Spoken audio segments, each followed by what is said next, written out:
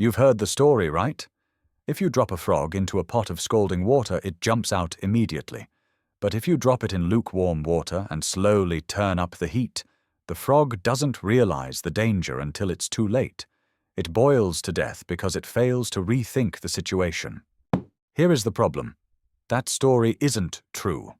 Biologists have proven that if you slowly heat up the water, the frog actually jumps out as soon as it gets uncomfortable. The frog isn't the one who failed to rethink. We are. We heard a good story, accepted it as true, and never bothered to question it again. We let our beliefs become brittle mental fossils. Welcome to The Wise Way Forward, Episode 3. I'm your host, and today we are breaking down the art of critical thinking questions. Our guide for today is the #1 New York Times bestseller, Think Again. This book is a massive phenomenon, boasting over 17,000 reviews on Amazon with a solid 4.6-star rating, and praise from leaders like Bill and Melinda Gates, who call it a must-read. The author, Adam Grant, is an organizational psychologist and arguably one of the most influential management thinkers alive. He has been Wharton's top-rated professor for 7 straight years, and his TED Talks on original thinking have been viewed millions of times. He has dedicated his career to studying how we can lead more generous and creative lives, and today we are using his framework to learn how to question what we think we know. To improve our critical thinking, we first have to recognize what kills it. Grant identifies 3 distinct mental modes that shut down our ability to think clearly. As we go through these, ask yourself, which one am I guilty of right now? First, there is the preacher. We slip into this mode when our sacred beliefs are threatened. We deliver sermons to protect our ideals and convert the non-believers. We aren't listening, we're proselytizing. Second, the prosecutor. This happens when we see a flaw in someone else's reasoning. We attack with arguments to prove them wrong and win the case. Our goal isn't truth, it's victory. And third, the politician. This is when we just want to be liked. We tell people what they want to hear to win their approval. We don't care about facts, we care about popularity. The problem with all 3? They stop you from rethinking. The preacher and prosecutor are too busy being right, and the politician is too busy being liked. To master critical thinking, you need to adopt a 4th mode, the scientist. You don't need a PhD or a lab coat. You just need to value truth over being right. When you think like a scientist, your opinions are just hypotheses waiting to be tested. Most of us are trapped in what Grant calls the Overconfidence Cycle. It starts with pride. We believe we know the answer. That breeds conviction. We stop looking for gaps in our knowledge. We succumb to confirmation bias, seeing only what we expect, and desirability bias, seeing only what we want. The result?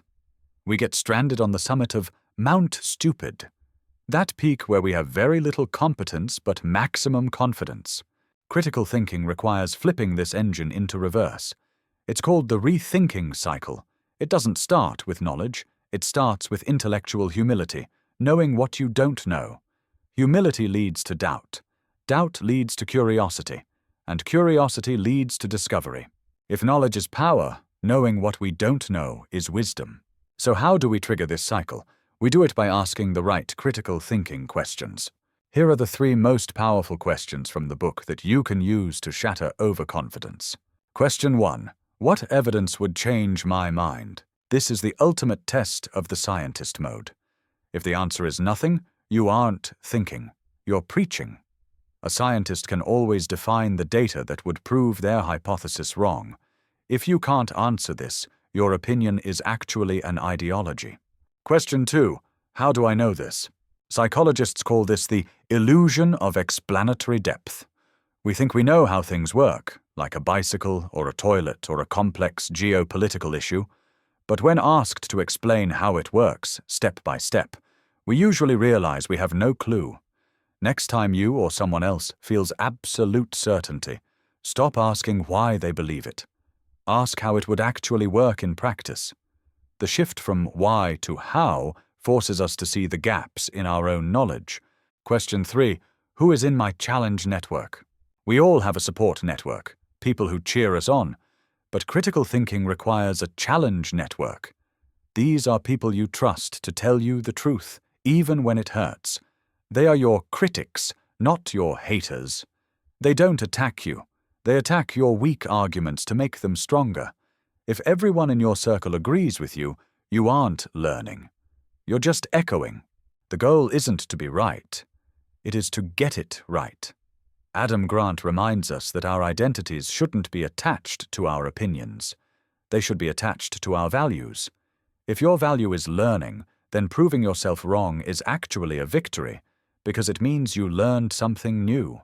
I want to hear from you in the comments below. Be honest. When you argue online or at the dinner table, which mode is your default?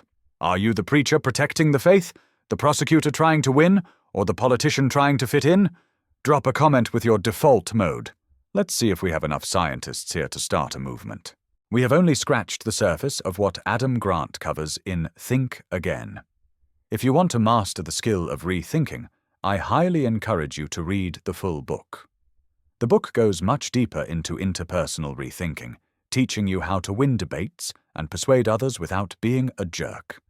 It explores collective rethinking, showing how we can depolarize political conversations. And it has fascinating chapters on how imposter syndrome can actually fuel your success and why you should rethink your career plans every few years to avoid tunnel vision. If you want to keep optimizing your life with science-backed insights, make sure you like this video and subscribe to The Wise Way Forward. We are building a challenge network right here on this channel. I'll see you in the next episode. Keep thinking.